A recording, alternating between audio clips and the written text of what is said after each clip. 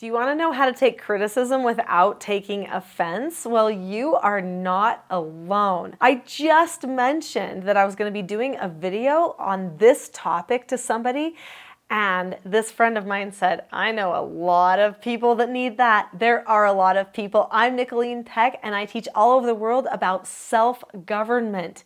In this video, we're going to talk about criticism and taking offense.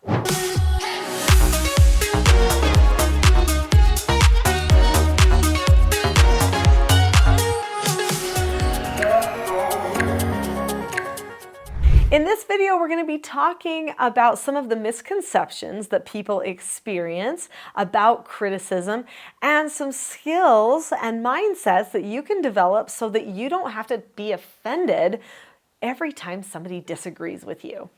Ralph Waldo Emerson said, "Let me never fall into the vulgar mistake of dreaming that I am persecuted whenever I am contradicted." There is a lot of wisdom in that statement. How many people think that just because you disagree with them, you are personally attacking them? So many people misunderstand how conversation should be if it is healthy. It is totally unhealthy to not be able to have good civil discourse with another person, to not be able to disagree. How can we promote freedom or exchange any good ideas? How can we help someone leave a false idea and come to a true idea if we are not willing to disagree with someone or to allow someone to disagree with us from time to time? We can't. The world is built one disagreement upon another. Did you know that? We change ourselves by disagreeing with ourselves and becoming a better version of ourselves by saying, this is who I really ought to be. And then we change others' opinions by disagreeing with them. But we don't have to be disagreeable when we disagree, right? That tone of the disagreement can make all of the difference. But what if everybody doesn't have their tone exactly worked out? They don't know how to perfectly disagree with you. Do you need to take offense by that? Do you need to take everybody's tone personally? Well, I hope not, because that would just be shallow. Do you see my tone there? I did that on purpose. So that's me attacking you with an attitude. But do you have to take it as an attitude? No. You don't. You can just say, okay, she feels really passionately about this. She's expressing herself with a lot of emotion right now. It might not be the right emotion to get her point across, but she is expressing herself in a way that she wants me to pay attention. I can pay attention, but I don't have to take it personally. All right, that's some mature thinking, right? So if we decide to take offense, does that mean we're being immature? Lots of times. Yeah, that is what it means. It's because we're lacking the processing skills or the communication skills for how to disagree with another person.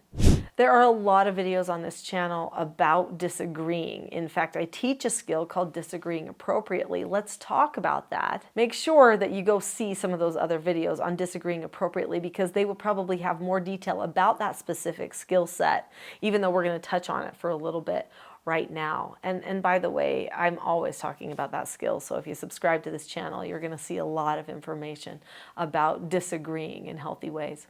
So let's talk about that skill, disagreeing appropriately. I teach 4 basic skills for children. In fact, these children's books each teach one of the 4 basic skills, which are following instructions, accepting no answers and criticism, accepting consequences, and disagreeing appropriately. This purple book right here teaches the skill disagreeing appropriately. This is the gateway skill to self-government. If a person learns to disagree appropriately, that means they learn to stop directing their communications with their mid and back brain and instead point themselves to front brain to do their communications and their problem solving with other people. It is powerful, not only personally empowering, but also leads to bridging gaps with other people, being understood with other people, helping people understand you is one of the things that helps us disagree. I think many people immediately go to feeling like if someone disagrees with them, that is somehow confrontational because they feel like their opinion was not understood or has not been understood yet. Maybe someone shares an opinion such as pink is the worst color. People who wear pink are weak people. Okay, this is an untruth, obviously. So there could be a lot of people who would be like, that's just offensive, okay? Because now here I am wearing something that's pink and you are attacking the color pink. That's shallow, it's short-sighted. You can't say that you speak for everybody else. Who are you to define pink, right? There's all these things that are going to be going through a person's mind when somebody speaks an untruth or what they perceive to be an untruth. They immediately feel accused or misunderstood because they're choosing to feel accused or misunderstood. Now, the person could have an accusatory tone. They could be coming off completely wrong, but that doesn't mean that I need to choose to feel accused. It's my task to choose to feel accused or not. I pick that. Albert Adler, who was a great psychologist, one of the contemporaries of Sigmund Freud, and more unknown, sadly, because his work, I believe, is much greater. Sigmund Freud ruined a lot of the things in our society, in my opinion, but Albert Adler, focusing on the choice that we have and the responsibility we have for our choices and our tasks. That was really empowering. When we are choosing to be offended, it is just that, a choice. It doesn't matter how bad the other person was. We get to pick how we process it and think about that. That's the power of being a human. Choice. And what you do with that choice really does matter. So thank you, Adler, for bringing that up. Not that we didn't already know it, but really that is a revolution in psychology, and it still needs to happen, in my opinion, to focus a little bit more on that power of choice. You don't have to pick to be offended, even if someone's tone was offensive. You can step back, take a look, ask yourself the important questions instead of choosing to take things personally. One of the principles that I like to focus on so that I don't take things personally is the principle of acceptance. So what does it mean to accept something? It doesn't mean that you agree with it. It just means that you acknowledge it happened. It is. If something is, then you can handle it. If it isn't yet, you're not going to be able to handle it, because now you have to go to yourself for the problems. If a child does something disrespectful, it happened. It is. But that doesn't mean that it's mine. It's not my task, it's their task. Once I recognize something happened, what is my task? My task is to process it in a productive way and to, if I can, control myself, because you really can choose to do that. I control myself and I decide that I'm going to understand that other person. That's my task.